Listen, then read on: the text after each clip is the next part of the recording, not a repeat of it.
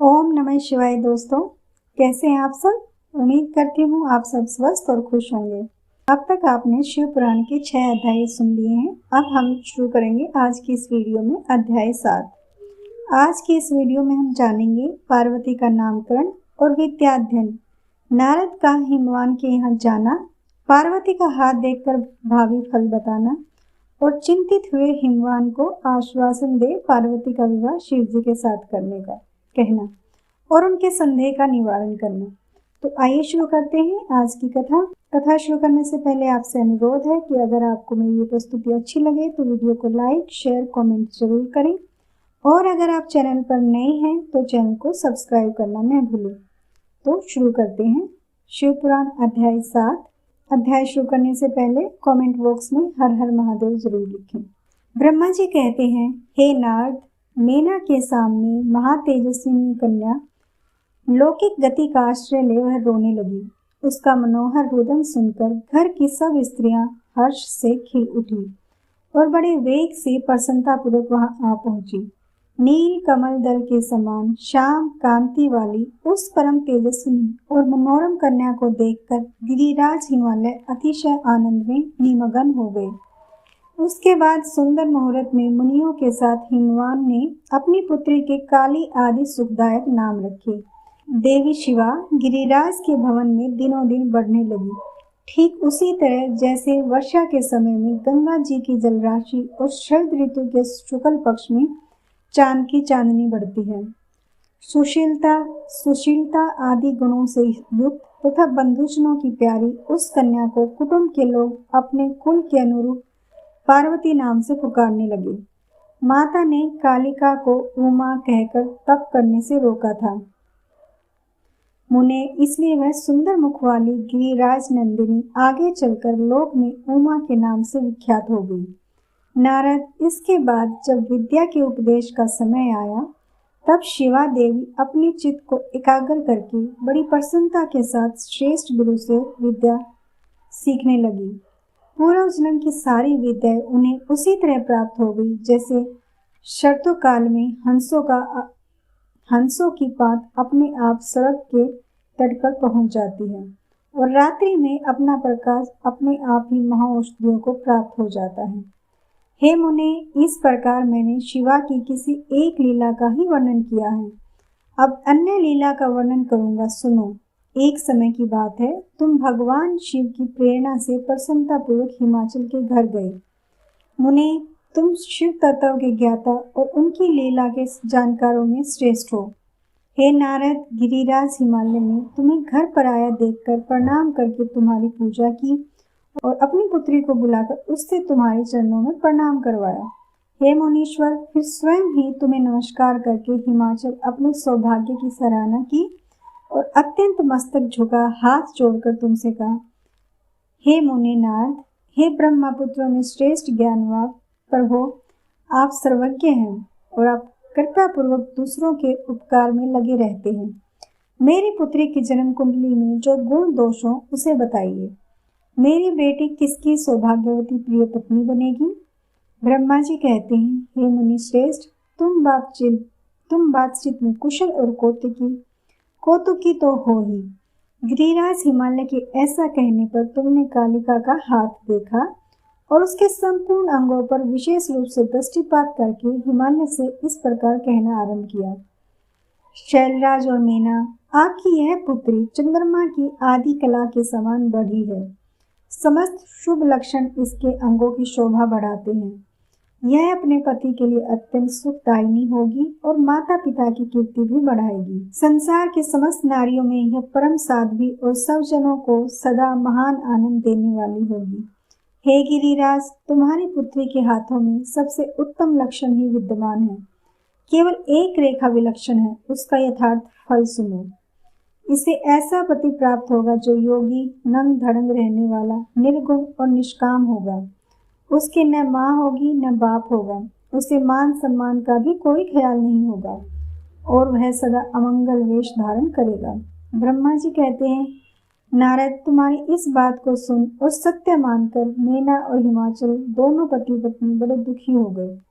परंतु जगदम्बा शिवा तुम्हारे ऐसे वचन को सुनकर और लक्षणों द्वारा उस भावी पति को शिव मानकर मन ही मन हर्ष से खिल उठी। नारद जी की बात कभी झूठी नहीं हो सकती, यह सोचकर शिवा भगवान शिव के युगल चरणों में संपूर्ण हृदय से अत्यंत स्नेह करने लगी। नारद, उस समय मन ही मन दुखी हो हिमवान ने तुमसे कहा, मुने उस रेखा का फल सुनकर मुझे बड़ा दुख हुआ है। मैं अपनी पुत्री को उससे बचाने के लिए क्या उपाय करूं? हे मुनि, तुम महान कौतुक करने वाले हो और वार्तालाप विशारद भी हो। हिमवान की बात सुनकर अपने मंगलकारी वचनों द्वारा उनका हर्ष बढ़ाते हुए तुमने इस प्रकार कहा, हे गिरिराज, तुम स्नेह पूर्वक सुनो, मेरी बात सच्ची है, मैं झूठी नहीं होगी। हाथ की रेखा ब्रह्मा जी की लिपि है, निश्चय ही वह मिथ्या नहीं हो सकती। इसलिए हे शैल पर्वत, इस कन्या को वैसा ही पति मिलेगा, इसमें कोई संशय नहीं है। परंतु इस रेखा के फल से बचने के लिए एक उपाय है, उसे भी प्रेम पूर्वक सुनो। उसे करने से तुम्हें सुख मिलेगा। मैंने जैसे वर का निरूपण किया वैसे ही भगवान शंकर हैं। वे सर्व समर्थ हैं और लीला के लिए अनेक रूप धारण करते रहते हैं। उनमें समस्त कुलक्षण सद्गुणों के समान हो जाएंगे। समर्थ पुरुष में कोई दोष भी हो तो वह उसे दुख नहीं देता, असमर्थ के लिए ही वह दुखदायक होता है। इस विषय में सूर्य, अग्नि और गंगा का दृष्टांत सामने रखना चाहिए। इसलिए तुम विवेक पूर्वक अपनी कन्या शिवा को भगवान शिव के हाथ में सौंप दो। भगवान शिव सबके ईश्वर, सेव्य, निर्विकार, सामर्थ्यशाली और अविनाशी हैं। वे जल्द ही सबसे प्रसन्न हो जाते हैं, अतः शिवा को ग्रहण कर लेंगे, इसमें संशय नहीं है। वे तपस्या से वश में हो जाते हैं। यदि शिवा तप करे तो सब काम ठीक हो जाएगा। सर्वेश्वर शिव सर्व प्रकार से समर्थ हैं। वे इंद्र के वज्र का भी विनाश कर सकते हैं। ब्रह्मा जी उनके अधीन हैं तथा वे सबको सुख देने वाले हैं।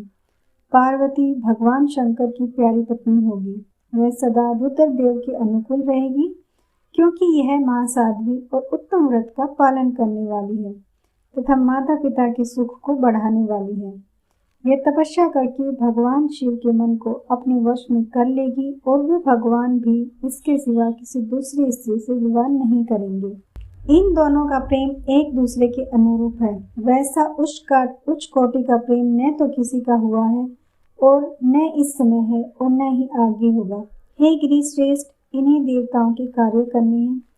उनके जो काम नष्ट प्राय हो गए हैं उन सब का इनके द्वारा पुनः उज्जीवन या उद्धार होगा।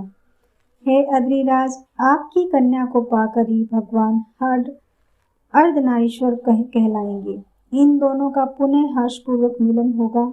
यह आपकी पुत्री अपनी तपस्या के प्रभाव से सर्वेश्वर महेश्वर को संतुष्ट करके उनके शरीर के आधे भाग को अपने अधिकार में कर लेगी और उनकी अर्धांगिनी बन जाएगी। हे गिरि श्रेष्ठ, तुम्हें अपनी कन्या भगवान शंकर के सिवा दूसरे किसी को नहीं देनी चाहिए। यह देवताओं का गुप्त रहस्य है, इसे कभी प्रकाशित नहीं करना चाहिए। हिमालय ने कहा, हे ज्ञानी मुनि नारद, मैं आपको एक बात बता रहा हूँ, उसे प्रेम पूर्वक सुनिए और आनंद का अनुभव कीजिए। सुना जाता है महादेव जी सब प्रकार को आसक्तियों का त्याग करके अपने मन को संयम रखते हुए नित्य तपस्या करते हैं। देवताओं की भी दृष्टि में नहीं आते। देवर्षि ध्यान मार्ग में स्थित हुए वे भगवान शंभु पर ब्रह्मा में लगाए हुए अपने मन को कैसे हटाएंगे? ध्यान छोड़कर विवाह करने को कैसे उद्यत होंगे? इस विषय में मुझे महान संदेह है। दीपक की लौ के समान प्रकाशमान, अविनाशी, प्रकृति से परे, निर्विकार, निर्गुण, सगुण, निर्विशेष और निरी जो परब्रह्मा है, वही उनका अपना सदाशिव नामक स्वरूप है। इसलिए वे उसी का सर्वत्र साक्षात्कार करते हैं। किसी ब्रह्मा किसी और चीज पर दृष्टि कैसे डालेंगे? हे मुने, यहाँ आए हुए किन्नरों के मुख से उनके विषय में नित्य ऐसी ही बात सुनी जाती है। क्या यह बात मिथ्या है?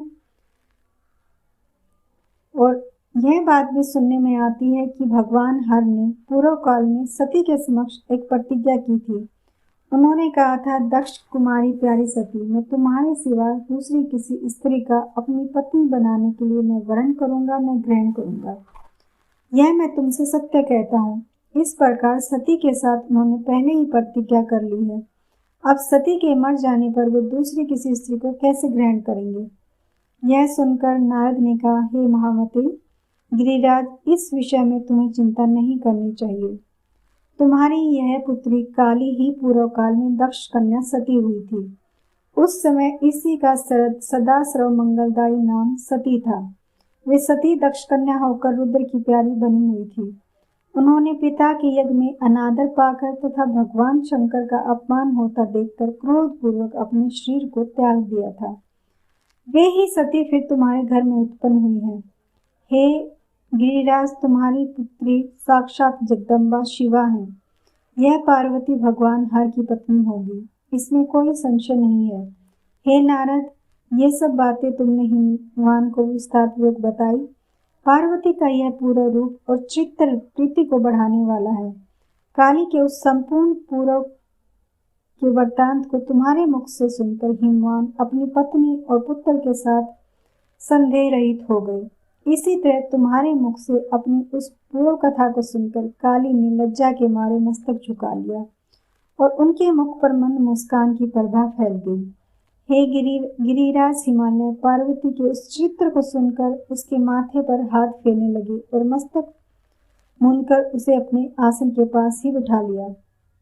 नारद, इसके पश्चात तुम उसी क्षण प्रसन्नतापूर्वक स्वर्गलोक को चले गए और गिरिराज हिमवान भी मन ही मन आनंद से युक्त हो अपने सर्व संपत्तिशाली मनोहर भवन में प्रविष्ट हो गए। तो ये थी आज की शिवपुराण की कथा, अध्याय 7।